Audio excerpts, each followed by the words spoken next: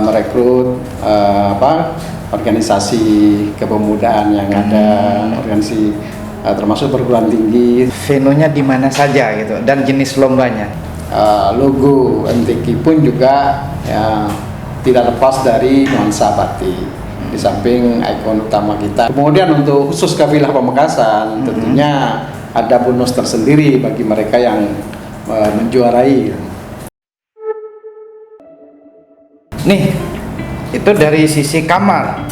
Sekarang kalau misalnya ada pesertanya nginep di Sumenep, nginep di Sampang, atau kemudian di sini, mereka untuk menuju venue tempatnya lomba itu kan butuh kendaraan. Itu kendaraannya itu disiapkan oleh panitia lokal atau mereka bawa sendiri? Ya, di samping mereka bawa sendiri, kami panitia menyiapkan. Di 38 kabupaten kota itu kita siapkan sarana transportasi dari venue ke dari penginapan ke venue-venue lomba yang diperlukan itu. Menyiapkan sarana transportasi. Ya. Berarti ini Pak Mamang membutuhkan banyak relawan nanti untuk menjadi panitia gitu. Sebagai LO, apa kira-kira berapa sih kebutuhan personil panitianya? Untuk terutama yang LO ya. Ya, LO kita masih 38 kabupaten kota ya. Jadi kalau masing-masing kabupaten 2 LO ya kita butuh kurang lebih 70 orang ya. Ya, Itu memang sudah kita rencanakan. LO itu kita sudah komunikasi dengan Kementerian Agama ya. Karena Kementerian Agama ada penyuluh-penyuluh yang nanti bisa kita tarik. Begitu juga untuk keperluan panitia yang lain, kita akan merekrut organisasi kepemudaan yang ada, organisasi termasuk perguruan tinggi, semuanya akan kita libatkan. Jadi di kepanitiaan nanti akan melibatkan banyak pihak sebagai relawan. Ya, betul. Nah. Berapa Pak jumlahnya itu Pak? Yang dibutuhkan total relawan apa semuanya yang terlibat secara langsung di MTQ 29 ini? Kalau panitia yang relawan maksudnya? Ya, total panitia itu kurang lebih ini ya. Dewan Hakim saja kan 127. Iya. Itu Dewan Hakim ya. Kemudian ada Dewan Pengawas 5. Kemudian kurang lebih untuk panitia provinsi saja termasuk Dewan Hakim itu kurang lebih 200-an ya. 200-an. Ya, iya. Yang belum panitia lokal. Belum panitia lokal. Belum yang relawan. Iya. Berarti nanti yang terlibat ada sekitar hampir 2000 orang ya. Tidak sampai lah kalau sampai ya. Tidak sampai. Tapi kalau 1000 lebih ya. Ya, artinya kalau kita hitung untuk panitia inti saja di samping LO, kemudian masing-masing venue itu kan butuh MC minimal 2, jadi rata-rata 2 ya. Iya ya. Putra dan putri MC yang memang sudah terbiasa menjadi MC. Kemudian tentunya juga ada panitia yang panitia teknis ya di lapangan. Itu memang banyak yang harus kita libatkan yang untuk bisa membantu kita. Iya ya. Kalau keamanan di samping yang sudah formal, nanti kan juga kita bisa melibatkan organisasi yang ada di luar pemerintah Kabupaten Pamekasan yang untuk bisa kita ajak bersama-sama. Wah, ini benar-benar gawe besar ini. Panitianya aja banyak macamnya dan sangat banyak ya kebutuhan SDM untuk melibatkan diri di ini MTQ. Belum tenaga medis ya. Iya, belum. Ada tenaga medis yang kita butuhkan kan di samping di pembukaan, kemudian di semua venue itu kita butuhkan, di semua penginapan juga kita siapkan tenaga medis. Jadi kalau ada peserta ada gangguan kesehatan ya kita bisa memberikan pertolongan lebih cepat ya. Sehingga di masing-masing penginapan, di masing-masing tempat atau venue atau di mana kegiatan-kegiatan itu dilaksanakan, maka disitulah tenaga medis kita siapkan. Ya, Pak, selain tenaga medis kadang sering abai nih soal kebersihan gitu, tenaga kebersihan itu juga ada? Ya otomatis ya. Otomatis ya. Dengan sendirinya ya. Jadi kalau di masing-masing venue nanti tentunya kita melibatkan yang punya gedung ya, tenaga kepolisian yang ada di situ kita Libatkan juga. ya dalam kegiatan ini. Oh, betul-betul banyak ini yang terlibat ini. Artinya bisa memutar Suroda berkomunikasi dengan santai. Ya. Pak, tadi kan saya tidak pernah tanya soal venue-nya di mana saja gitu dan jenis lombanya. Sementara dulu jumlah lombanya itu cabang perlombaannya di MTQ ini ada berapa, Pak? Jadi ada 12 venue ya yang kita siapkan dan sudah kita survei bersama tim dari provinsi.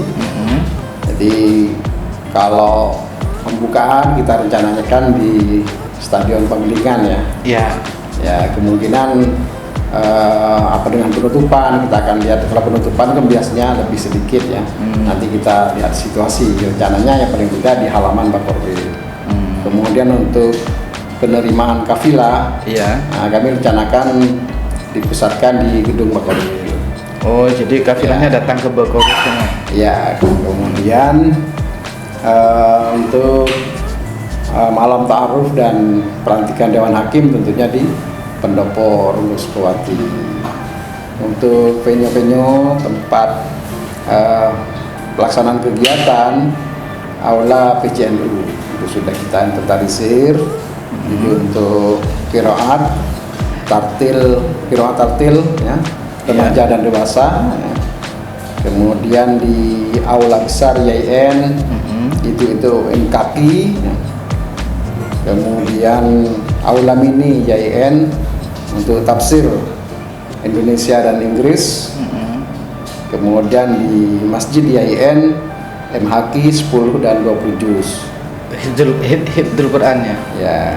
Kemudian aula Unira itu untuk M2 IQ, Masjid Unira MHQ 1 dan 5 juz tilawah. Kemudian Masjid Agung untuk tilawah golongan dewasa, qiraat bajawat dewasa. Kemudian aula SMK Negeri 1 itu tilawah remaja dan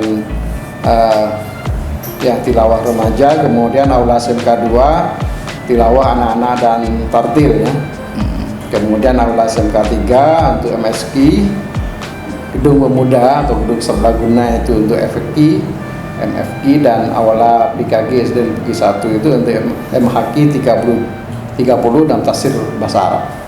Jadi venue-venue ini sudah kita survei bersama tim provinsi dan menurut penilaian tim provinsi sudah representatif lah, layak untuk ditempati pelaksanaan lomba ini.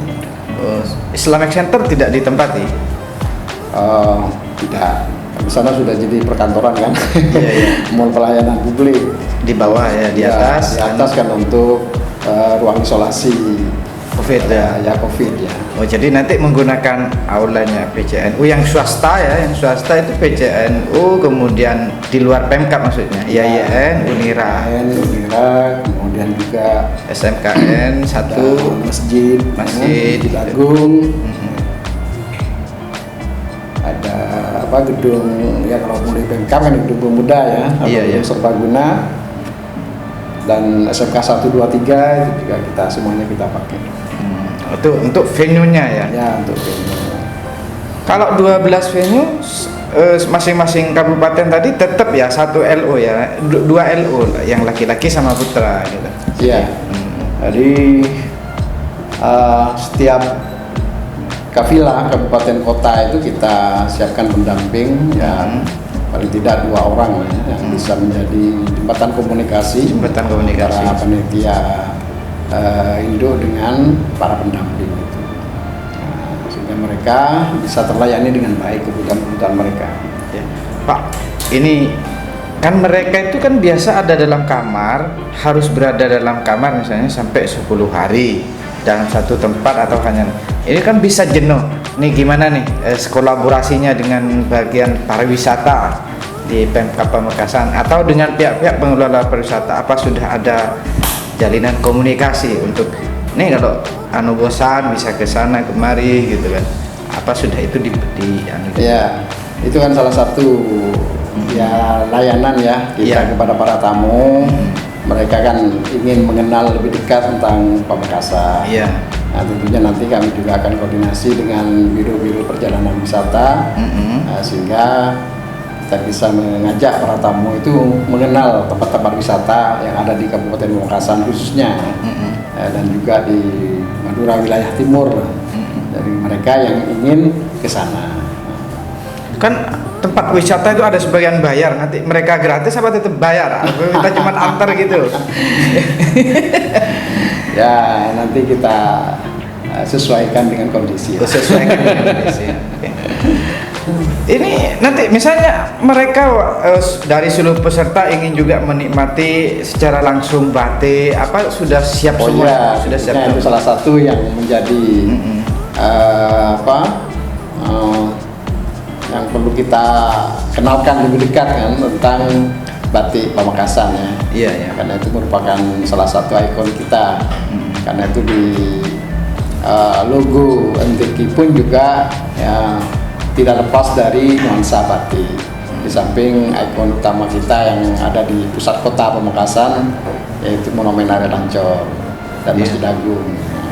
Jadi itu menunjukkan sebagai identitas daerah, identitas Kabupaten Pamekasan.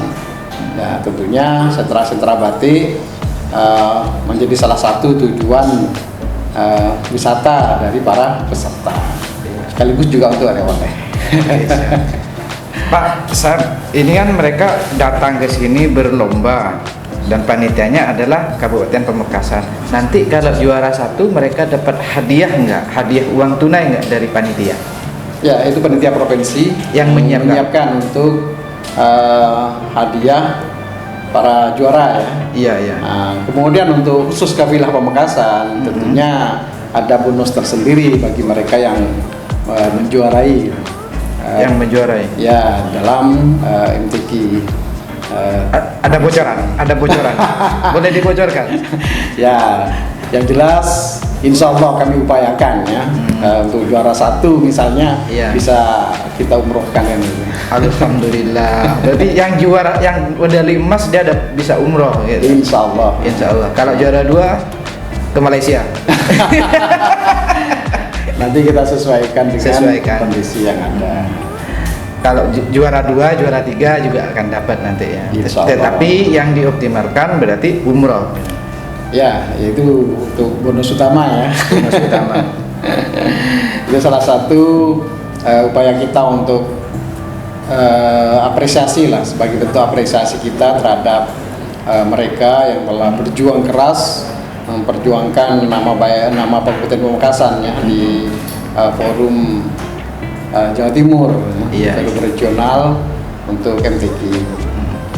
Kalau nanti keluar juara umum mungkin ada bonus tambahan. Ya, nah itu yang kita harapkan kan itu. Nah, sebagai tuan rumah kita kan berharap menjadi juara umum. Nah, kalau juara umum ada bonus tambahan. Bonus umroh itu merupakan salah satu untuk yang juara kan. Iya. Untuk mereka agak supaya bisa menjadi juara. Kalau juara umum kan kabupaten. Iya. Masa kita memberikan penghargaan pada kabupaten. Tapi yang jelas ini merupakan kebanggaan kita semua. Ya. Kita berharap sebagian tuan rumah kita bisa meraih juara umum itu. Oke, siap. Kalau saya secara pribadi kalau juara umum mungkin nyumbang juga gitu. Nah, syukur karena dari Mocul nanti bisa ikut andil. walaupun per masing-masing anggota kafilahnya mungkin dikasih 50 ribuan ini bonus gitu karena juara umum gitu. Tapi nggak apa-apa. Yang penting sukses penyelenggaraan dan sukses prestasi. Kira-kira itu. Ya, karena itu kita berharap keterlibatan banyak pihak ya. Baik itu instansi pemerintah maupun non pemerintah, termasuk juga dunia usaha. Nah, salah satu contoh seperti hadiah umroh tadi, tentunya kan kita juga bisa mengajak biro perjalanan umroh dan haji ya untuk bisa ikut andil dalam kegiatan ini, sehingga keterlibatan mereka sebagai bagian dari masyarakat Pamekasan juga bisa kita harapkan.